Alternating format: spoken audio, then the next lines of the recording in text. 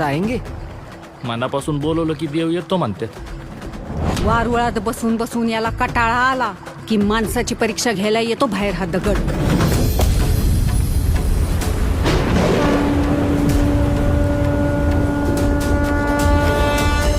आज मला शोधत फिरण्याची वेळ तुझ्यासारख्या नास्तिक बाईवर कशी काय आली?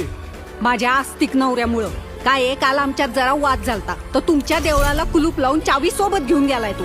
अरे बाप रे, इथे देऊळ बंदच का?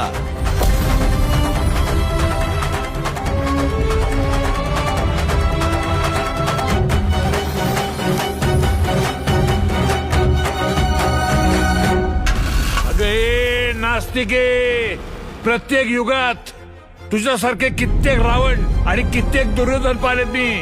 देवाची परीक्षा पाहणारे. लिहून देते. कधी शेतकरी नसल पाहिला.